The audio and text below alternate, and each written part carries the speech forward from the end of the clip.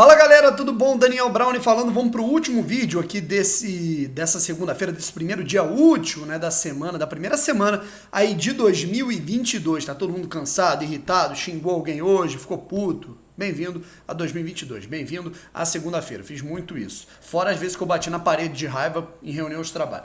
Mas vamos lá, gente, se inscreve no canal, deixa o seu like, ativa o sininho para você não perder nenhuma novidade.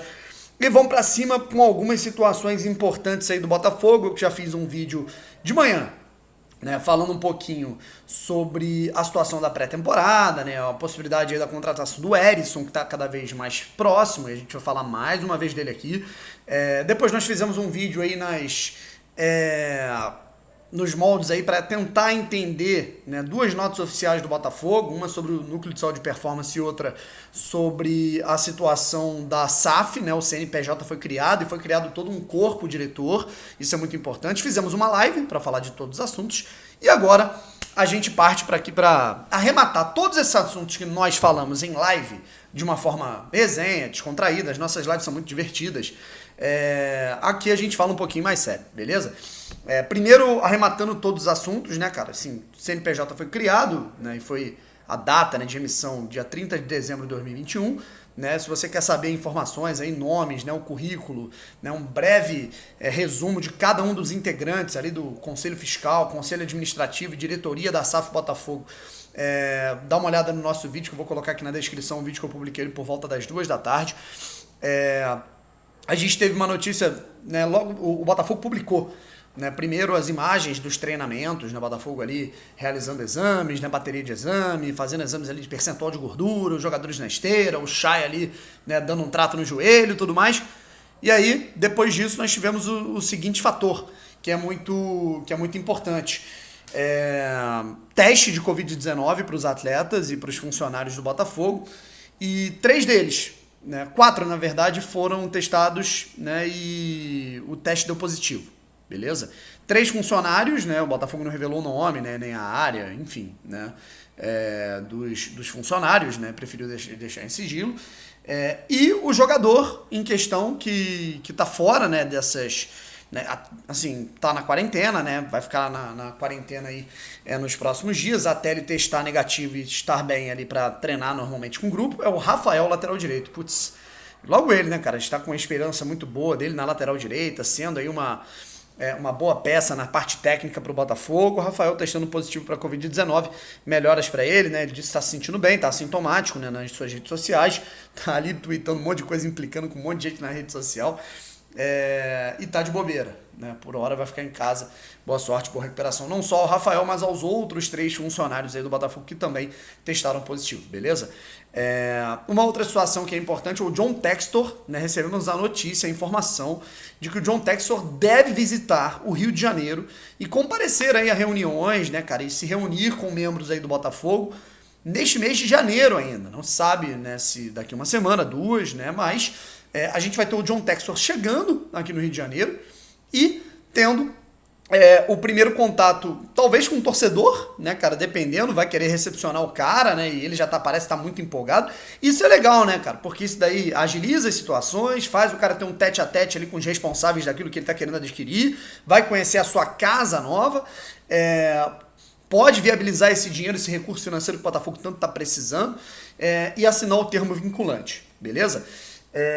E aí agora a gente começa, já que a gente está falando aí de situação de mercado, né, de situação de falta de dinheiro, de recursos financeiros, a gente começa a falar um pouquinho aqui sobre o Botafogo se agilizando no mercado, e são 4 peças bem encaminhadas para o Botafogo. A gente vai separar cada uma delas, né, e tem também uma 5ª situação, aí é mais de um atleta de base. Outras situações de renovação, muito importante ressaltar que nada saiu assim muito do entendimento. Marco Antônio realmente não deve ficar, Barreto, o Botafogo ainda avalia a situação, Oyama, o Botafogo ainda tenta, né, buscar alternativas para conseguir, como é que eu posso dizer, viabilizar, né, essa compra, né, cara, esse percentual a ser adquirido, né, pelo Botafogo, do Oyama. E aí, temos também a situação do Elkerson, né, que segue aí o Botafogo ainda tentando dar um desfecho final a toda essa situação.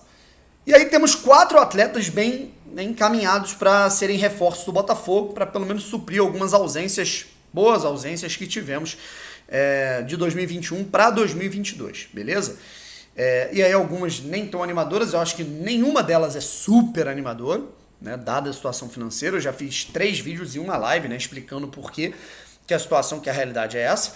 E vamos lá, o zagueiro pelo lado direito, Klaus, o volante, Breno, o ponta, o jogador de beirada, atacante de beirada, meio atacante, enfim, chame como quiser. Na verdade, um segundo atacante, melhor dizendo, o Vinícius Lopes e o centroavante Erisson. Erisson, centroavante que atuou na última temporada pelo Brasil de Pelotas. Caio e Vinícius Lopes encerraram seus vínculos com Goiás na última temporada. E o Klaus encerrou o seu vínculo com o Ceará na última temporada. Todos jogadores em fim de contrato, a custo zero e com salário baixo. Essa é a realidade do Botafogo, infelizmente, nesse momento. Tá bom? Aí vamos ao que eu acho de cada cenário. Tá bom? Erisson, aí uma informação adicional, e na minha opinião o Freeland foi bem nessa. Criticamos quando tem que criticar, elogiemos quando tem que elogiar. O Freeland, ele conseguiu captar o atleta de graça. Houve, né, como é que tá funcionando? Parece que são moldes parecidos com os do Diego Gonçalves, porém o Botafogo tem um percentual de venda futura, caso isso aconteça, né, caso ele vai bem. Beleza? É uma situação que a gente não tem com o Diego Gonçalves, por exemplo, deve ter uma coisa mínima, que é muito complicada. O Botafogo, na verdade, há um investimento, um grupo de agentes de jogadores está adquirindo o atleta, né, por uma quantia, e está jogando o cara no Botafogo. Caso ele seja vendido, o Botafogo fica com 50% do percentual do atleta, beleza? Então, é interessante. Você tem um atleta de 22 anos, em fim de contrato, ganhando pouco, que tem potencial, demonstrou bons números na temporada passada e pode render um aspecto financeiro. Ponto. Beleza?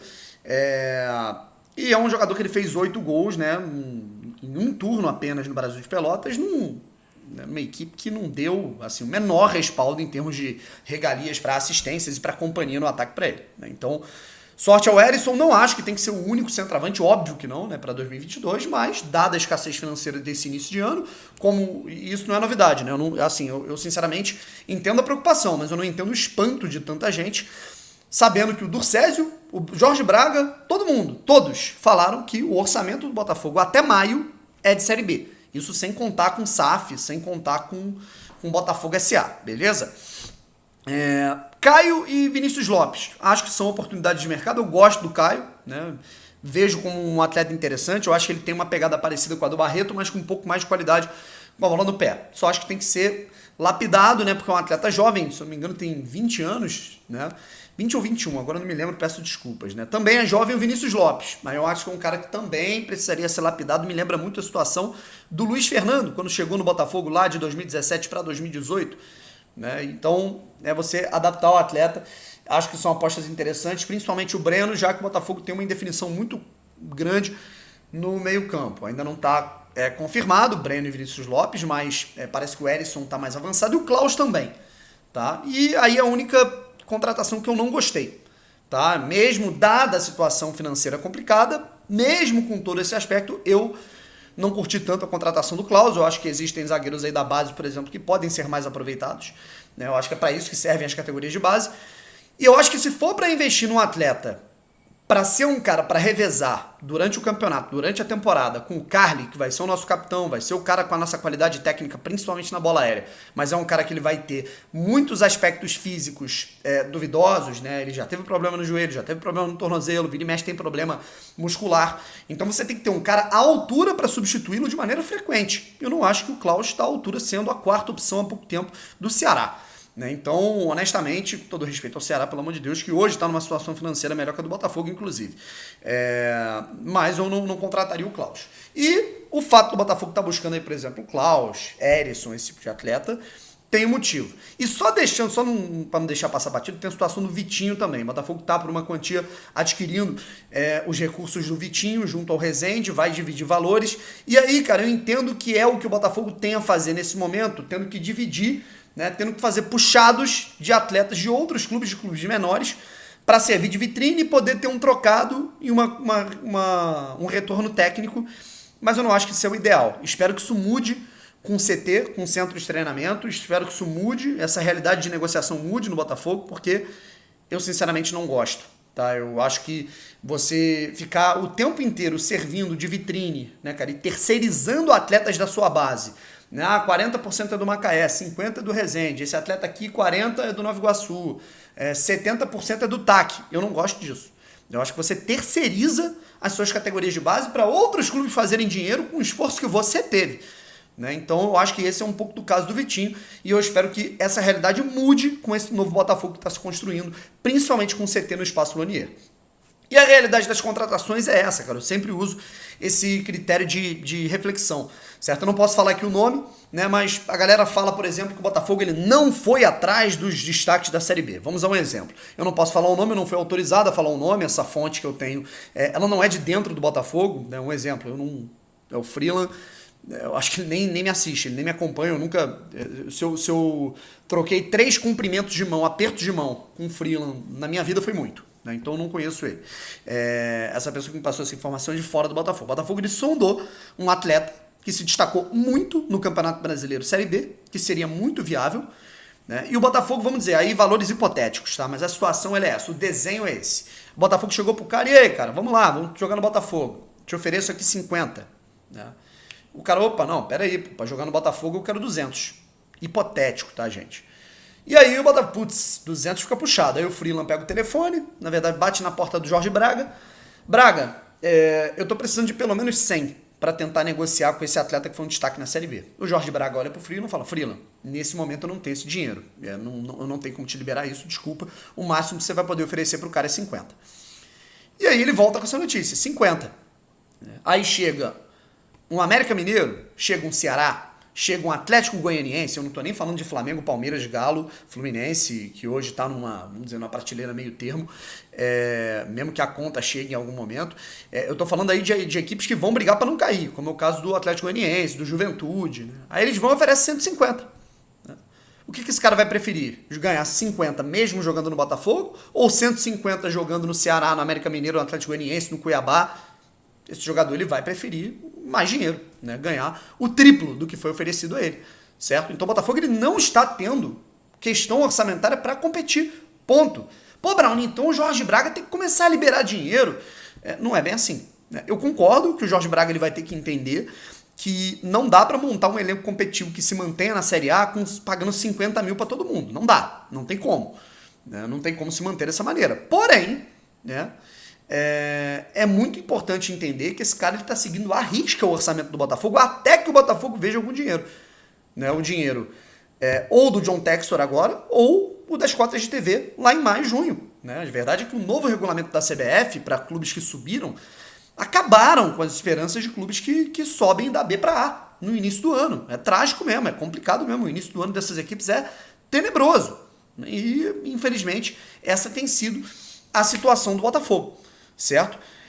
E aí, meu amigo, é aquilo. Né? O Botafogo, nesse momento, se sentindo ilhado, ele vai tentando pegar o que tem e aí sobra, com todo respeito de verdade, a esses atletas que merecem todo o respeito do mundo e a gente vai torcer muito por eles, sobra a xepa, né? Que são os atletas ali que realmente dá para você pagar 50, 60 mil.